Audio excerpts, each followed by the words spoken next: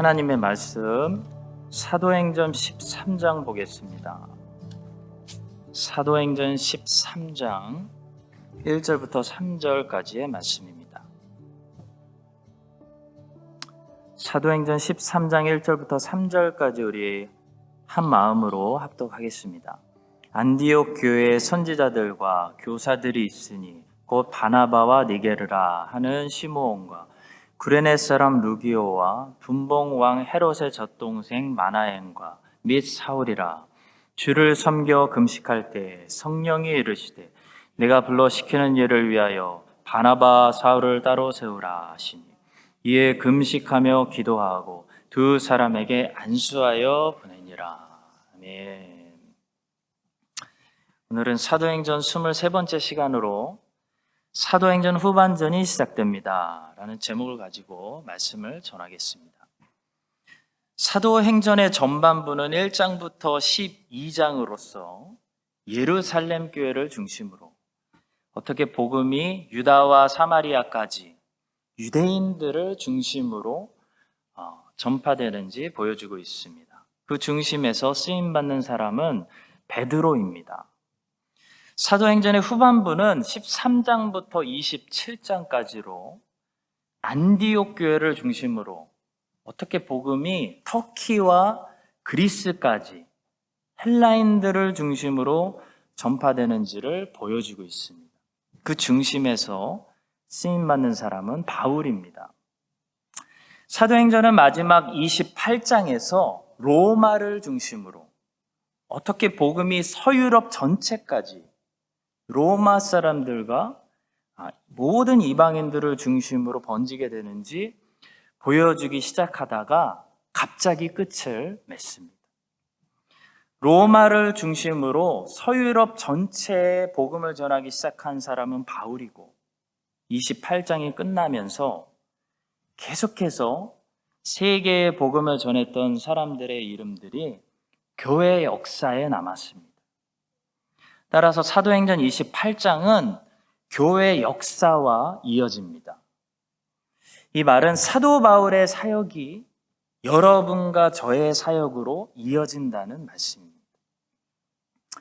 우리 한인교회들이 미국과 뉴질랜드와 세계 곳곳을 중심으로 이민교회를 세우고 우리 자녀들을 예수님 안에서 키우고 이 광야 같은 이민 생활에서 신앙을 지켜온 지 이제 30년, 40년, 길게는 50년이 되었습니다. 지금까지 잘했습니다. 그런데 한국말을 중심으로 우리 한국 사람들 중심으로만 하나님의 교회를 이끌어온 이 역사는 전반전에 불과합니다. 유대인 중심의 예루살렘 교회에서 헬라인 중심의 안디옥 교회로 사도행전이 후반전을 열고 있는 것처럼 이제 우리 한인교회들은 교회의 정체성을 확장시켜서 모든 민족이 하나님의 교회에서 예배드릴 수 있도록 모든 민족이 이 교회에서 양육을 받고 말씀의 가르침을 받고 복음을 들을 수 있도록 그래서 목회자가 되고 선교사가 되고 평신도가 돼서 구석구석 세계로 나갈 수 있도록 후반전을 준비해야 됩니다. 그것이 사도행전 13장 이 후반전의 문을 열면서 오늘 우리가 함께 묵상하고 싶은 말씀입니다. 13장을 보니까 안디옥 교회가 등장합니다. 안디옥 교회를 중심으로 이제 새로운 역사, 드디어 터키와 그리스 선교가 시작됩니다. 앞으로 우리 교회도 우리의 정체성을 확장시켜서 주님의 명령대로 모든 민족을 제자 삼아 주님의 말씀을 전하고 가르치려면 우리에게 무엇이 있어야 할까요? 우리는 무슨 준비를 해야 될까요? 오늘 본문을 통해서 우리에게 무엇이 필요한지 몇 가지를 배울 수 있습니다. 먼저 첫 번째로 교회가 커지고 사역이 많아질수록 교회가 절대로 놓치지 말아야 할 것은 교회는 주님을 섬기는 곳이다 라는 사실입니다. 우리 교회 사람들이 1000명이 오면 어떻게 될까요? 많은 변화가 일어나겠죠. 구제도 많아지고 많은 분들이 돌봄을 받고 유익을 얻도록 많은 프로그램들이 생겨날 것입니다. 그러나 그럴수록 교회가 세상 구제단체가 되지 않으려면 교회는 주님을 섬기는 곳이다 라는 정체성을 우리가 잊지 말아야 됩니다. 안디옥이라는 도시는 굉장히 큰 도시였습니다. 로마 제국 전체에서 로마가 제일 크고, 그 다음에 콘스탄티노플이 크고, 그리고 이집트의 알렉산드리아, 그리고 시리아의 안디옥, 이렇게 네 도시가 제일 컸습니다. 따라서 안디옥 교회는 큰 교회였기 때문에 본문 1절에 보시면 선지자들과 교사들이 많이 있어서 한 번에 많은 사람들이 다 모이는 그런 모임보다는 아마도 소그룹으로 나눠서 모여서 각 모임의 교사들이 말씀을 가르치는 그런 교회였을 가능성이 매우 높습니다. 안디옥 교회는 한마디로 대형 교회였습니다. 그래서 목회자들도 많이 있었습니다. 대형 교회가 되다 보면 수많은 사람들을 관리해야 되기 때문에 자칫 잘못하면 사람 중심의 교회가 될 수가 있습니다. 그러나 본문 2절은 안디옥 교회가 누구를 섬기는 교회였는지, 그들이 무슨 정체성을 잊지 않았는지 분명하게 선포하고 있습니다. 주를 섬겨 금식할 때. 성도 여러분, 교회가 커지기 전에 우리가 이것을 기억해야 됩니다. 교회는 주님을 섬기는 곳입니다. 교회는 주님을 섬기기 위해서 사람들을 돌보는 곳이지, 양육하는 곳이지, 사람들을 섬기기 위해서 사람들을 돌보는 곳이 아닙니다. 사람들을 섬기기 위해서 사람들을 돌보기 시작하면 교회는 반드시 변질합니다.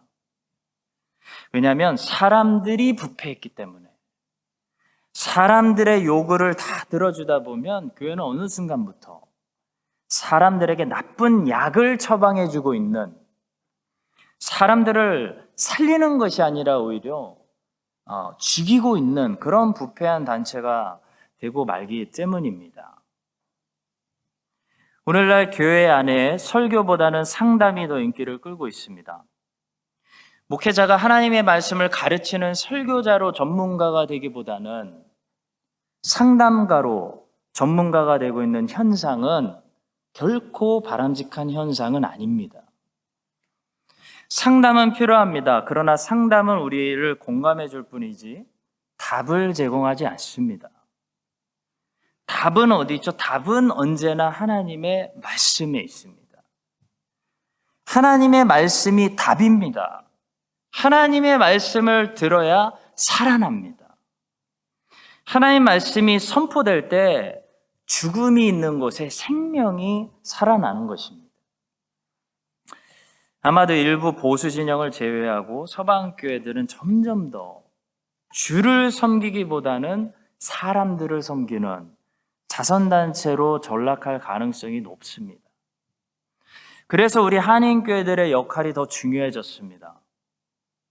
우리는 교회가 세상의 자선단체와 어떻게 구별되는지 차별성을 보여줘야 됩니다.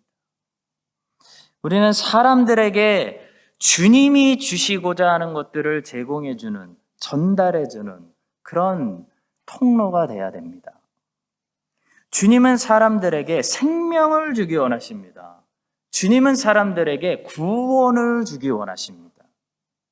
주님은 사람들에게 완전히 새로운 삶, 그냥 고치는 삶이 아니라, 반창고 붙이는 삶이 아니라 완전히 새로운 삶을 주시기 원하십니다. 이런 것들은 세상에도 얻을 수 없는 것들입니다.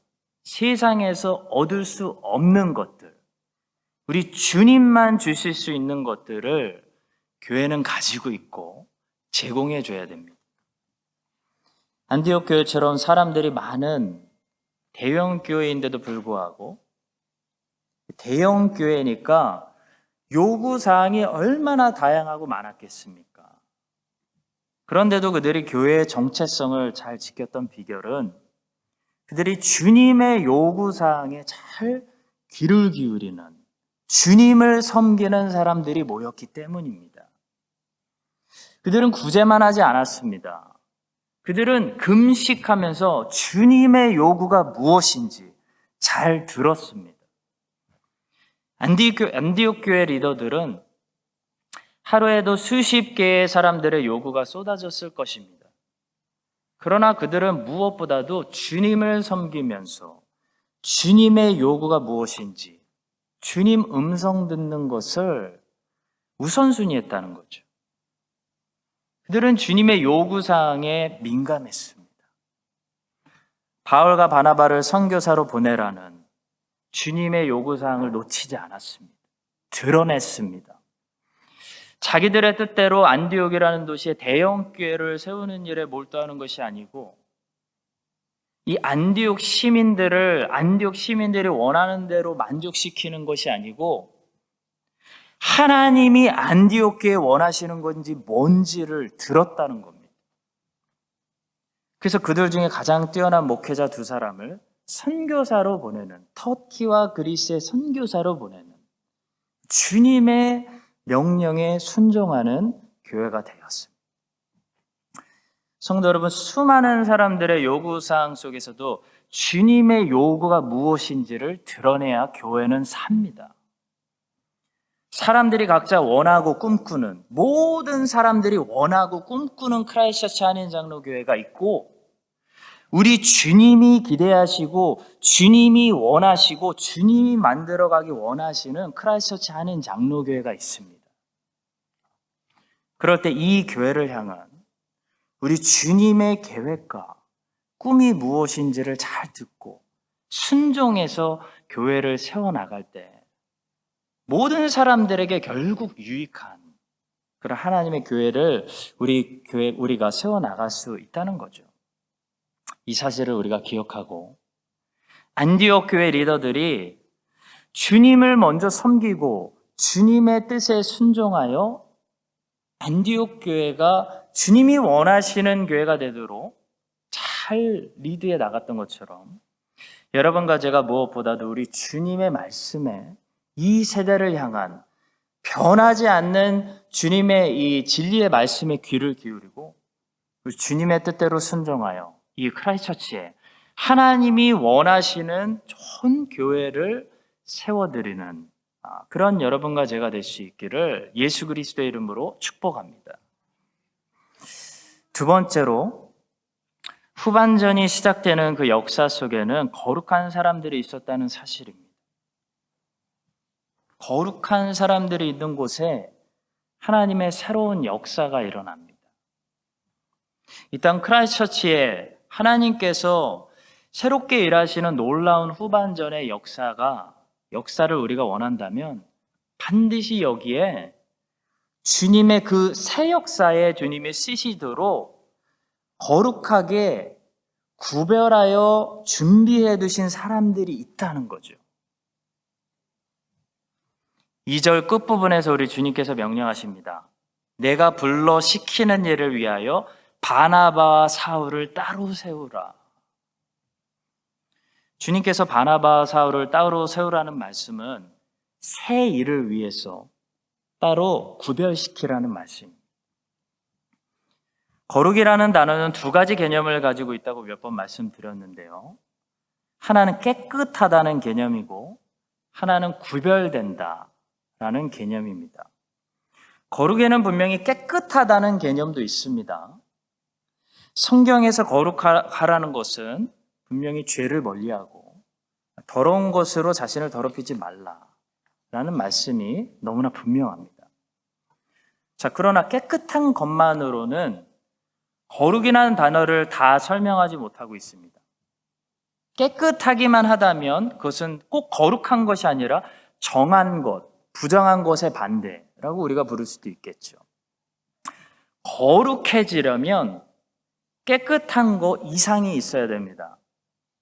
거룩해지려면 깨끗해야 되고 따로 구별시켜 놔야 됩니다.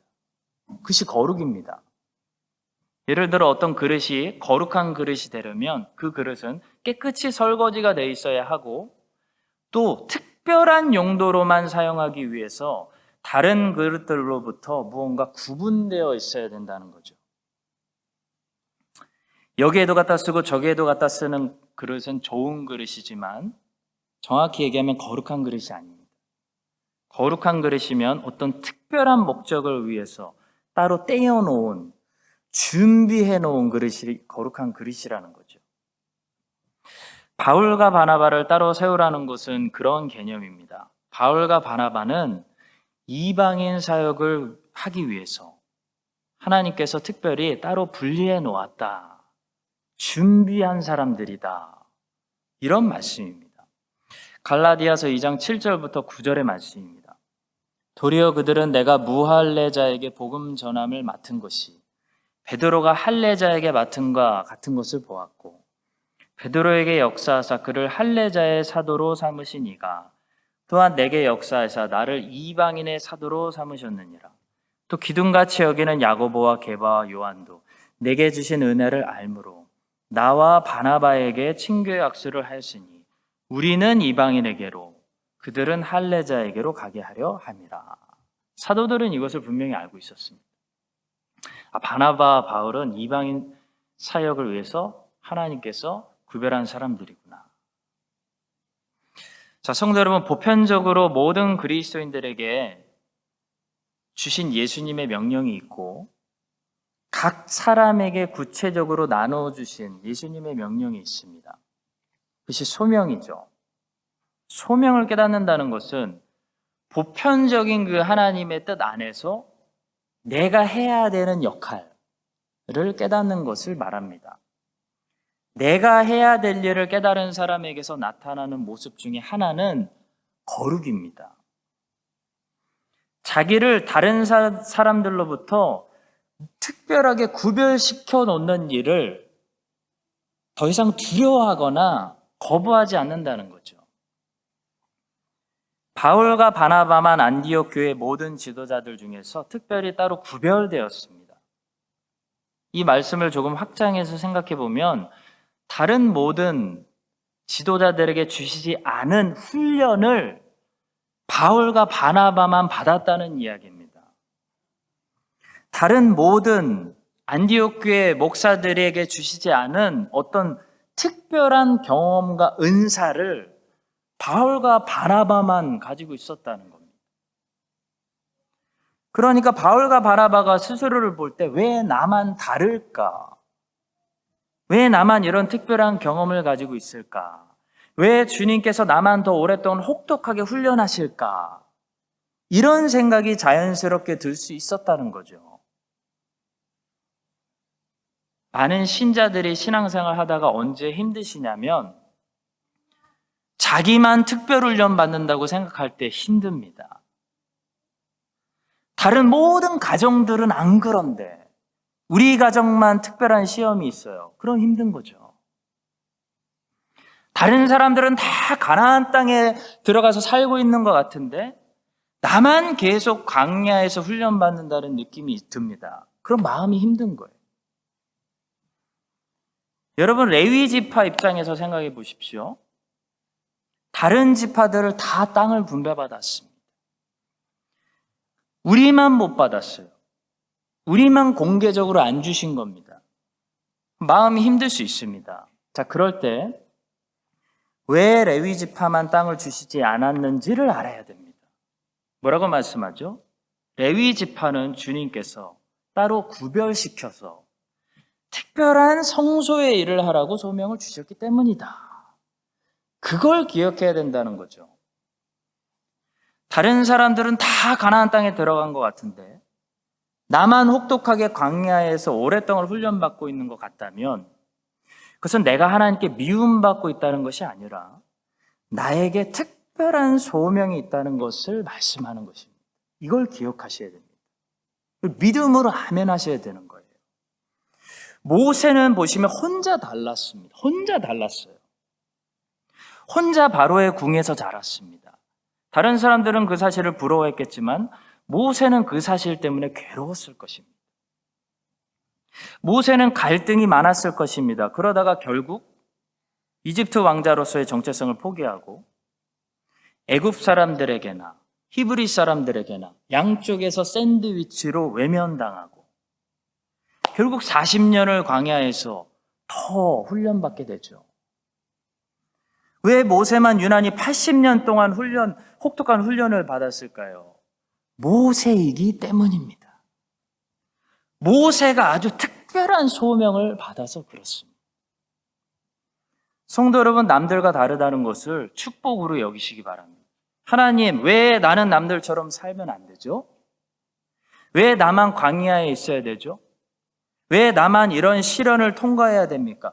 그런 생각이 드실 때마다 하나님이 어떤 일에 나를 구별시켜 놔서 그렇구나. 그렇게 생각하셔야 된다는 겁니다.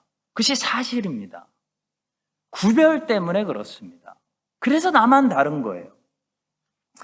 하나님이 야곱의 12아들들 중에 요셉만 따로 구별시켜 놨습니다.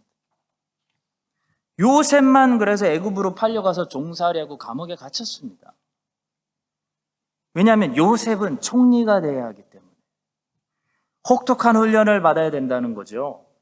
시므온은 그런 훈련 안 받았습니다. 르우벤도 안 받았습니다.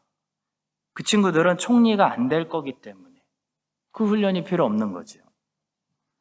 성도 여러분, 아무나 사울이 죽이려고 하는 거 아닙니다. 사울 바쁜 왕입니다. 다윗이니까 사울이 죽이려고 쫓아오는 겁니다.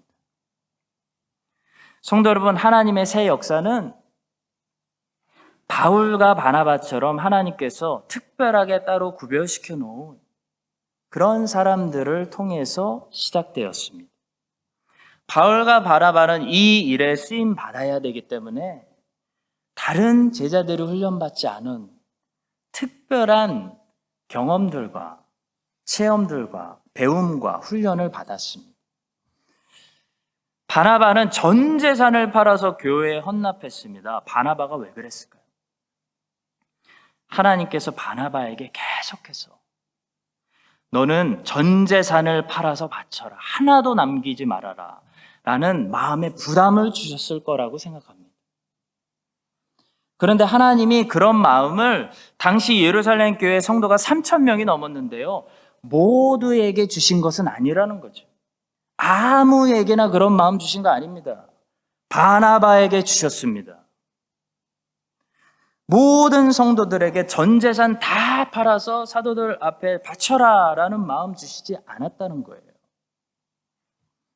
근데 바나바에게는 왜 바나바 너는 전 재산 다 팔아서 교회에 바쳐야 돼 라는 마음을 왜 주셨을까요? 바나바는 예루살렘 3,000명 중에서 특별히 이방인 사도로 구별된 바울과 함께 새로운 역사를 써야 되는 하나님이 따로 구별해 놓은 특별한 그릇이었기 때문입니다. 바울도 마찬가지입니다. 바울이 얼마나 특별한 사람이었는지는 다 아시기 때문에 굳이 설명하지 않겠습니다.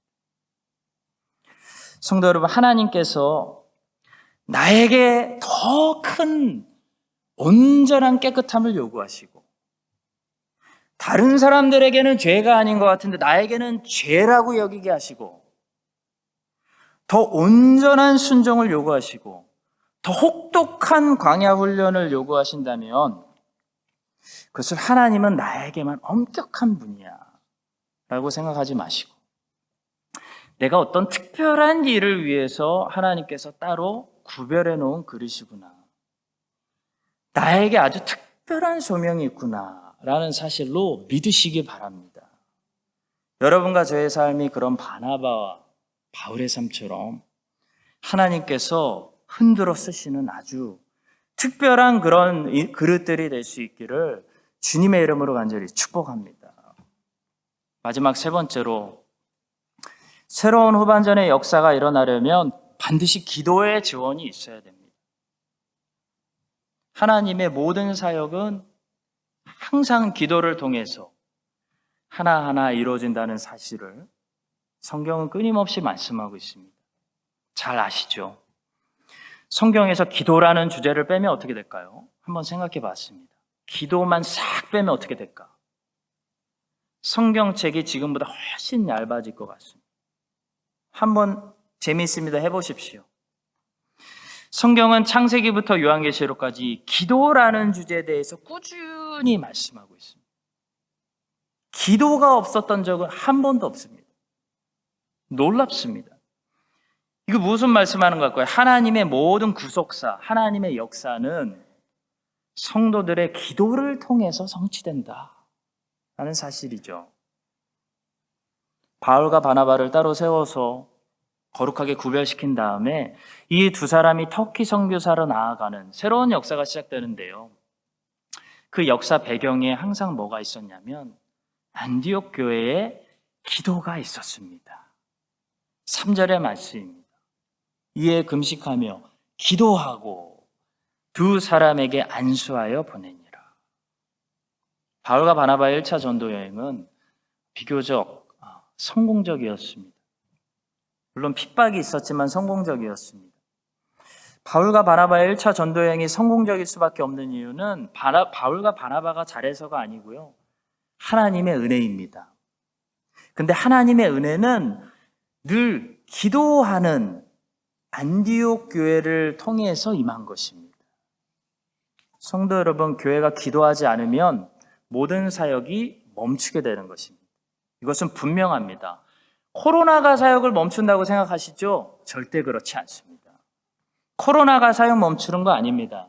락다운 해도요, 눈에 안 보여도요, 하나님의 양육 사역, 하나님의 복음 전진 사역 계속 진행됩니다. 근데 하나님의 사역, 성령님의 역사를 멈추게 하는 한 가지가 있는데요. 교회가 기도하지 않는 것입니다. 기도를 멈추는 것입니다. 기도의 지원을 받는 사역자는 최고의 지원을 받는 사역자입니다. 바울은 1차 전도 여행 중에 루스드라에서 유대인들에게 돌 맞아가지고 완전히 죽었다가 살아난 적이 있습니다. 하나님의 은혜가 그를 살렸습니다. 계속해서 유대인들의 반대가 심했는데도 불구하고 결국 믿을 사람들이 믿었습니다. 특히 이방인 중에서는 복음을 받아들이는 사람들이 많이 있었습니다. 안디옥 교회가 그들을 생각하며 늘 기도했기 때문입니다. 우리가 많은 선교사님들을 지원하고 있는데요. 앞으로 하나님께서 이 교회를 축복해 주셔서 정말 100명의 선교사를 지원할 수 있는 모든 나라 큰 도시들의 마을에 선교를 할 수 있는 교회가 될 수 있기를 축복합니다. 사실 재정적으로 우리는 많이 지원하지 않습니다. 그런데도 우리가 하자는 것은 뭐냐면 기도하자는 겁니다. 기도의 지원이 사실 그분들에게 제일 중요한 지원입니다. 우리가 가끔 선교지를 방문하는 것도 필요하지만 솔직히 가서 짐이 안 되면 다행이지 큰 도움이 드리지 못합니다. 실제적으로 도와드릴 수 있는 방법이 있는데요. 바로 여기서 도울 수 있는 방법이 있다는 거죠. 기도라는 겁니다. 선교사님들을 위해서만 기도하지 말고 그들의 사역을 위해서 기도해야 됩니다. 그 땅을 위해서, 복음을 위해서, 복음 전도가 되도록 함께 여러분과 제가 기도하는 것이 눈에 보이지 않는 사역이지만 하나님이 보실 때는 눈에 보이는 사역보다 어떻게 보면 그분들이 걸어 다니시는 것보다 더 중요한 사역이 될 수 있다는 것입니다. 우리가 아는 것처럼 여호수아가 땅에서 아말렉하고 전쟁할 때 기억나시죠? 기억해야 됩니다.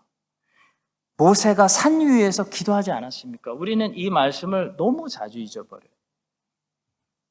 그때 모세가 손을 들면 여호수아가 이기고 모세가 손을 내리면 여호수아가 졌다고 말하고 있습니다. 한번 생각해 봅시다. 밑에서 싸움을 하고 있는 여호수아와 이스라엘이 이 사실을 알았을까요? 전쟁하느라고 바빴겠죠. 그들은 모세가 지금 이 순간에 손을 들고 있는지 내리고 있는지 몰랐습니다. 그냥 최선을 다해서 열심히 싸웠을 뿐입니다. 근데 기도의 현장을 딱 들여다보니까 말씀이 무엇을 보여주죠? 놀라운 역사를, 비밀을 우리에게 보여줍니다. 기도하면 여호수아가 승리하고 기도를 멈추면 여호수아가 졌다는 놀라운 비밀을 말씀이 우리에게 보여줍니다. 성도 여러분, 여기 아주 중요한 메시지가 있습니다. 첫째, 일단 모든 일의 승패는 여호와께 있다는 사실입니다. 모든 일입니다. 대학을 입학하고 떨어지고, 사업을 성공하고 실패하고, 전쟁을 이기고 지고, 모든 일의 결과는 여호와께 있습니다. 이게 첫 번째 사실입니다. 사람이 밑에서 하는 것 같은데요, 안 그렇습니다. 하나님이 위에서 하시는 겁니다. 두 번째, 그래서 기도의 자리에서 승패가 결정된다는 사실입니다. 산 위에 모세가 있는 그 기도의 장소를 완전히 무시해버리고 살 수도 있습니다. 실제로 많은 사람들이 그 기도의 장소를 무시해버리고 살아가죠. 그냥 여호수아가 전쟁하고 있는 현실만 바라보고, 현실 속에서 지혜를 쓰고 머리를 쓰고 열심을 다하고 최선을 다하면 우리가 이길 수 있다고 생각하는 겁니다. 그런데 사실 그 치열한 인생의 승패가 어디서 오냐면 기도의 장소에서 온다는 거죠. 모세의 팔에서 왔습니다. 기도의 장소를 열어보니까 모세가 기도하면 여호수아가 땅에서 이기고, 모세가 팔을 내리면 여호수아가 지더라는 겁니다. 놀라운 비밀을 성경이 우리에게 말해주고 있습니다. 사랑하는 성도 여러분, 크라이스트처치 한인장로교회의 모든 사역들을 열매 맺게 하는 엔진과 같다는 사실을 기억하시기 바랍니다. 기도하지 않으면 아무리 열심을 내도 열매는 없습니다. 과정은 즐거울 수 있습니다. 열매가 없습니다. 승리하지 못합니다. 영적 전쟁은 열심으로 싸우는 것이 아니라 기도로 싸웁니다. 그래서 전신갑주를 사도 바울이 다 소개한 다음에 사도 바울이 끝으로 기도를 강조하는 겁니다. 에베소서 6장 18절, 모든 기도와 간구를 하되 항상 성령 안에서 기도하고 이를 위하여 깨어 구하기를 항상 힘쓰며 여러 성도를 위하여 구하라. 전신갑주를 다 소개한 다음에 바울의 최종 결론은 기도입니다. 바울은 전도여행을 다니면서 자기를 향한 교회의 이 기도 지원이 얼마나 중요하고 파워풀하다는 것을 열매를 보면서 직접 경험한 사람입니다. 그래서 에베소 교인들에게도 부탁을 하고 있는 겁니다. 전신갑주를 이야기하면서 19절, 또 나를 위하여 구할 것은 내게 말씀을 주사 나로 입을 열어 복음의 비밀을 담대히 알리게 하옵소서.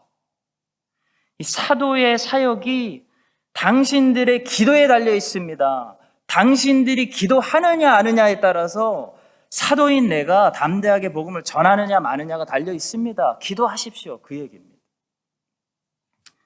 여러분과 제가 이 교회에서 진행되는 모든 이 주님의 사역들이 다 풍성히 열매 맺을 수 있도록 말씀이 100배로 결실하고 성령님의 이 눈에 보이지 않지만 성령님이 행하시는 이 사역이 우리 안에 열매 맺을 수 있도록 늘 주님께 간구하고 기도하는 기도의 일꾼들 될 수 있기를 예수님의 이름으로 간절히 축복합니다. 다 함께 기도하겠습니다. 오늘 우리 교회에게 주신 말씀 3가지 붙잡고 기도합니다. 첫 번째는 교회는 주님을 섬기는 곳입니다. 주를 섬겨. 안디옥 교회가 주를 섬겼다라는 사실을 기억합시다. 크라이스트처치 한인장로교회 많은 사람들의 발을 씻기는 정말 필요한 것들 다 공급하고 많은 사람들을 유익하게 하는 그런 교회 되기를 축복합니다. 근데 그런 교회가 잘 되려면 주님을 먼저 섬겨야 됩니다. 주를 섬기기 위해서 사람들을 섬기는 것입니다.